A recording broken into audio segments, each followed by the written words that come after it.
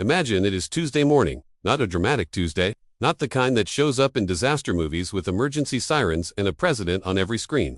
Just a regular Tuesday, the kind where you were supposed to pick up groceries after work.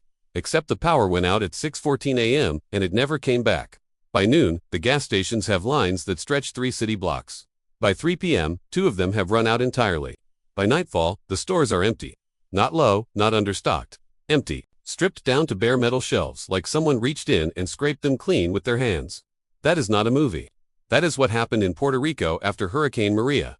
That is what happened in Venezuela when the economy collapsed.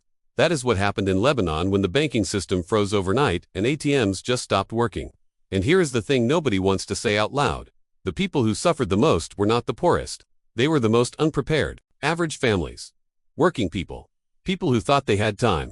People who trusted that the system would catch them before they hit the ground. It did not. This is not a show about fear. Fear is cheap and useless. This is about physics, about chemistry, about the cold, mechanical logic of what a human body needs to survive when the infrastructure that feeds and protects it has vanished. And when that infrastructure vanishes, 10 specific items disappear from every store, every pharmacy, every market in a matter of hours. Not days, hours. And the people who do not already have them, or who do not know the brutal, unglamorous swaps for them, become dependent. They become desperate. And desperation in a collapsing society is one of the most dangerous forces a human being can face. So let us walk through every single one of these 10 items, what they are, why they vanish, and the science-backed proven, unglamorous swap that nobody talks about because it does not sell anything and it does not sound exciting. These swaps are not glamorous, but they are real, and in the right moment, they are the only thing standing between a bad week and the worst chapter of your life. The first item that vanishes is bottled water. Every single time. Without exception, within 90 minutes of any major emergency announcement, bottled water shelves are stripped bare. The reason is simple biology. A human body, under moderate stress, in moderate temperatures, loses roughly 2 to 3 liters of water per day just through basic function. More if you are moving. More if you are scared. More if it is hot.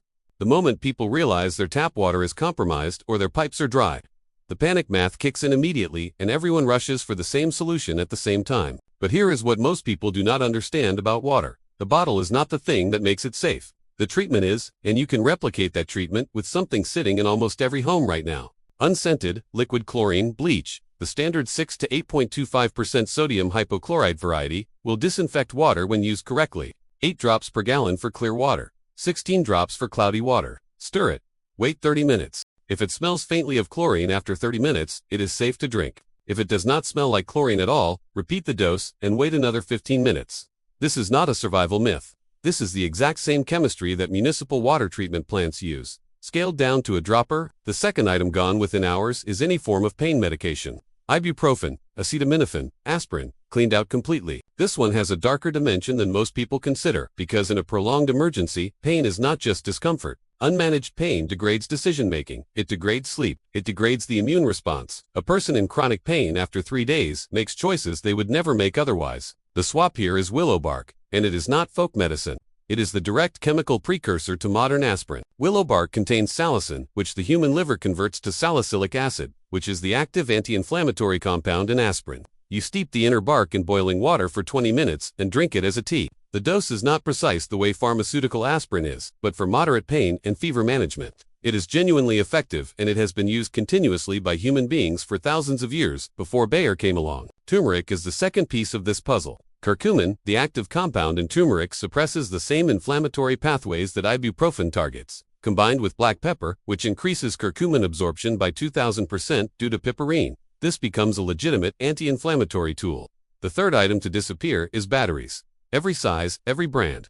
Gone before the sun goes down on day 1. This matters because in a grid-down scenario, light is not a luxury. Light determines whether you can read a medicine label in the dark, whether you can check a wound, whether you can signal, whether you can navigate. And every single person in every emergency simultaneously reaches for flashlights and finds their batteries are already dead from sitting in a drawer for 2 years. The swap is 2 parts. First, if you have any rechargeable batteries and a cheap solar garden light, you have a charging system. Those little solar stake lights from any garden store generate enough current to slowly charge AA batteries if you wire them correctly. The second part is learning fire. Not romantically, not campfire story fire. Practical, controlled, directional, light from fire. A cotton ball soaked in petroleum jelly burns for approximately 4 minutes with a small, controlled flame. That is enough light to do almost anything you need to do. Tallow candles, made by rendering animal fat. Burn for hours and require no electricity, no batteries, nothing except a wick and a container. The fourth item that vanishes is any form of first aid supply. Bandages, gauze, antiseptic wipes, medical tape. Gone. This one is life or death in a way that is often underestimated because people think of first aid as something for dramatic injuries. But in an emergency, the injuries that kill people are usually the ordinary ones. A cut that gets infected, a blister that opens up during forced walking and becomes cellulitis, a splinter that nobody treats because there is nothing to treat it with. Honey is the swap, and again, this is not wishful thinking. Raw honey, particularly darker varieties with higher enzyme content, is a legitimate antimicrobial agent. It creates an osmotic environment so low in water activity that bacteria simply cannot survive in it. It has been used in clinical wound care settings. It draws fluid from bacteria through osmosis, ruptures their cell membranes, and simultaneously releases small amounts of hydrogen peroxide as its enzyme systems react with moisture. Packed into a wound and covered with any clean cloth, raw honey provides genuine infection control. Sugar does similar things at high concentrations through the same osmotic mechanism. These are not replacements for professional medical care, but in the absence of that care, they are meaningfully better than nothing. The fifth item gone is any form of fire-starting tool. Matches, lighters, fire steels. People underestimate how fast these go because people forget that fire is not just warmth in an emergency. Fire is water purification. Fire is food safety. Fire is psychological stability. The human nervous system has an ancient, deep response to firelight that calms cortisol and reduces the sensation of danger. In a collapse situation, a fire does things chemically to the human brain that no other stimulus replicates. The swap requires understanding friction fire, specifically the hand drill method. A dry, straight spindle of mullein, yucca, or elderberry, spun rapidly against a fireboard of cottonwood or cedar, generates a coal through friction at around 800 degrees Fahrenheit at the contact point. The motion is not hard. The technique is you apply downward pressure while rotating rapidly, maintaining consistent speed until you see smoke, then a dark, glowing coal in the notch beneath the fireboard. That coal goes into a tinder bundle, you breathe it into flame. It takes practice before the emergency. It is useless to learn it during one. The secondary swap is a 9-volt battery and steel wool. Touch the steel wool to both terminals simultaneously. It ignites immediately due to the resistance in the fine iron fibers generating heat through joule heating. It burns hot and fast and lights almost any dry tinder. The sixth item to vanish is prescription medication. This is the one that terrifies people silently because they know they cannot swap it, and they are right that most of it cannot be swapped. But there is a layer of this that can be addressed practically. Many medications, particularly antibiotics, do not instantly lose potency at their expiration date. The expiration date is a regulatory guarantee of full potency, not a cliff. Studies conducted by the FDA found that 90% of medications retained full potency up to 15 years past their expiration date when stored in cool, dark, dry conditions. The medications most stable under storage are dry tablets and capsules. The ones least stable are liquid formulations, especially anything requiring refrigeration. The practical implication of this is to store a rotating supply of your critical medications well before they expire, and to understand that in an extreme emergency, a medication that is 2 years past its label date is almost certainly still providing meaningful therapeutic effect. The swap for acute bacterial infections when antibiotics are unavailable is aggressive wound hygiene combined with garlic. Allicin, released when raw garlic is crushed and allowed to sit for 10 minutes before use, has demonstrated antibacterial activity against a broad spectrum of organisms, including antibiotic-resistant strains in laboratory settings. It will not replace amoxicillin, but it is not nothing. The seventh item gone is any form of preserved food. Canned goods, dried goods, freeze-dried supplies, all gone. The fascinating thing about this from a caloric physics standpoint is that people panic by the wrong preserved foods. They buy chips and crackers and cookies. They buy things with high volume and low caloric density. What a body actually needs under stress and physical exertion is caloric density and protein. A single cup of peanut butter contains roughly 1,500 calories. A pound of dried lentils contains over 1,500 calories. Costs almost nothing, and provides complete protein when combined with any grain.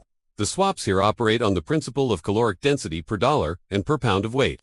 Lard and rendered animal fat, which almost nobody buys in normal times, is the most calorie-dense food that exists at roughly 4,000 calories per pound. Dried beans, oats, cornmeal, and rice form the caloric foundation of every prolonged survival scenario in history. They are boring, they are heavy, they require water and fuel to cook, and they keep a human body functional for months in conditions where nothing else is available. The science of starvation is unambiguous. The body can tolerate caloric restriction better than it can tolerate protein restriction, and it can tolerate both better when it has some source of fat in the diet. The eighth item that disappears is any form of communication device, meaning portable radios, hand crank radios, and replacement communication tools. This surprises people because they think their phone covers it. Their phone does not cover it. Cell towers in major disasters typically fail within 48 to 72 hours as their backup generators exhaust their fuel and the grid stays down. After that, the only reliable one-way information source is AM and shortwave radio, which requires no internet connection, no cell tower, and no infrastructure beyond a transmitter somewhere in the world that is still operating. The swap is a crystal radio set, which sounds like it belongs in a 1920s workshop but is based on genuine, elegant physics. A crystal radio requires no battery and no external power source whatsoever. It harvests energy directly from incoming radio waves, using a coil antenna, a variable capacitor for tuning, and a diode to demodulate the AM signal into audio. The components cost less than $5 total from any electronics supply. With an antenna wire extended 30 to 100 feet. A crystal radio can receive AM broadcasts from hundreds of miles away, using nothing but the energy carried in the electromagnetic waves themselves. In a world where every battery is dead and every grid is down, this is how information travels. The ninth item gone is fuel. Gasoline, propane, kerosene. This one unfolds more slowly than the others, over the first 48 to 72 hours rather than the first few hours. But it becomes catastrophic faster than people expect because fuel does not just power vehicles. It powers generators, which power refrigerators, which keep insulin alive. It powers heating systems in cold climates. It powers water pumps in rural areas. The fuel dependency chain in modern infrastructure is so deep and interconnected that losing it cascades into failures that seem completely unrelated. The swap for cooking fuel is a rocket stove, which operates on a principle of thermodynamics so efficient that it requires only small sticks and twigs rather than logs. The rocket stove design forces combustion air through a small horizontal fuel channel into a vertical chimney. The resulting draft creates temperatures hot enough to boil water in minutes, using fuel that is literally just fallen branches. You can build a functional version from cinder blocks or bricks in about 20 minutes. For heating in cold conditions, a candle and a terracotta pot form a radiant heater that raises the temperature of a small enclosed space by 10 to 15 degrees Fahrenheit. It will not heat a room. But in sleeping bag conditions, it is the difference between dangerous cold and manageable cold. The 10th item that vanishes, and arguably the most important one, is sanitation supplies. Soap, hand sanitizer, toilet paper, feminine hygiene products.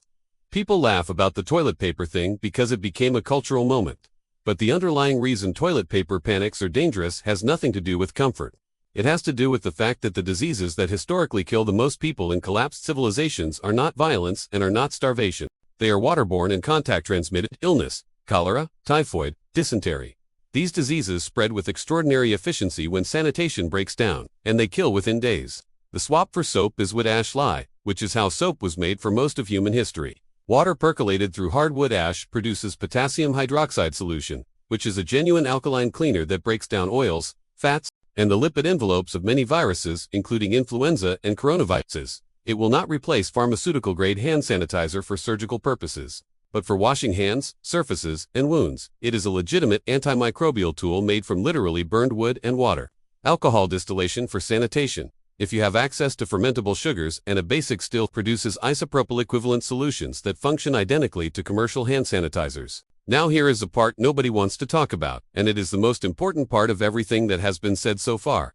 Having the swaps does not save you. Knowing the swaps does not save you. What saves you is the mental architecture you build before the moment arrives. Because the moment it arrives, your brain will not be working the way it is working right now. Under acute stress, the human prefrontal cortex, which is responsible for planning, problem-solving, and rational decision-making begins to functionally shut down as the amygdala floods the system with cortisol and adrenaline. Your brain literally becomes a different brain. It becomes a brain optimized for immediate physical response, not for reading instructions or improvising solutions. This is not weakness. This is ancient biology doing exactly what it evolved to do. But it means that the time to learn every single one of these swaps, every technique, every chemistry principle, is now, when your brain is calm and capable and has the luxury of practice. The psychological edge in any survival scenario is almost never physical strength. It is almost never equipment. Study after study on disaster psychology, from the research of John Leach on survival psychology to the work done analyzing Holocaust survivors and POW communities, points to the same variables. People who survive prolonged catastrophe share three traits with unusual consistency. They maintain a sense of purpose beyond immediate self-preservation. They regulate their emotional responses rather than suppressing or denying them. And they take small, specific, actionable steps rather than trying to solve the entire problem at once. The practical translation of this is what survival psychologists call task saturation as a coping mechanism. When panic rises, you do not try to feel better. You do not try to calm down. You assign yourself a task, a specific, small, concrete task. Purify this water. Build this fire. Inventory this food. The act of completing a task, even a small one, releases dopamine, which partially offsets the cortisol flooding your system. The brain that is occupied with a specific problem is a more functional brain than the brain that is trying to process overwhelming uncertainty. The timing dimension of survival psychology is equally underappreciated. The most dangerous period in any social collapse is not the first hours. In the first hours, people are still in shock, still processing, still hoping it is temporary. The most dangerous period is hours 48 to 96, when the reality has settled in, when the first wave of improvised solutions has failed, when hunger and fear and sleep deprivation have combined to degrade everyone simultaneously. This is when crowd behavior becomes unpredictable. This is when looting begins, not from criminality, but from desperation. This is when the people who moved early, who made decisions in the first 12 hours when everyone else was frozen, are already in fundamentally better positions than the people who waited. Moving early does not mean panicking. It means having a plan that is already made, decisions that are already thought through, so that when the moment comes, you are not deciding, you are executing. The difference between those two things, between deciding in crisis and executing a plan made in calm, is the difference between the first hours and the middle hours, and the first hours belong to the people who prepared. There is a concept in military emergency response called the OODA loop, observe, orient, decide, act, developed by fighter pilot John Boyd to explain decision-making speed advantage. The person with the shorter loop wins, and the primary thing that shortens the loop is not intelligence, not training, not even experience, it is prior decision-making. If you have already decided what you will do when the power goes out for more than 24 hours, your OODA loop at that moment is observe that the power has been out 24 hours, skip orient, and decide entirely because both are pre-done act immediately. The person without that prior decision-making has to observe, then orient, then decide, then act. And every one of those stages under acute stress takes longer than it should and costs more than it should. So here is where this ends, and it does not end with comfort. You are reading this in a moment of normalcy. Your lights are on, or your phone is charged, or both. The infrastructure that keeps you alive without your conscious participation is humming along invisibly around you, the way it always does, the way it has your entire life. And that normalcy is both the greatest gift and the most dangerous drug that modern civilization produces, because it trains you, every single day, to trust that it will continue. To plan around its continuation, to build your entire survival architecture on the assumption that someone else is maintaining the systems you depend on. They are, until they are not. The items on these shelves vanish because hundreds of thousands of people all have the same idea at the same moment. And the supply chain that seemed infinite turns out to have been precisely calibrated for ordinary demand. The swaps described here are not secrets. They are not classified. They are just the knowledge that used to be common. The knowledge that every generation before electrification carried automatically because there was no other option, and that this generation has traded for the enormous comfort of not needing to know it. That trade is fine, until the grid goes down. Every single person in every disaster zone who later described wishing they had done things differently said the same category of thing. They wished they had started earlier. They wished they had taken the preparation seriously before it was too late to prepare. Nobody, in any documented account from any disaster scenario, said they wished they had waited longer or prepared less. The calculus of regret in these situations runs entirely in one direction. The victim and the survivor often start from the same place, same neighborhood, same income, same access to stores and information.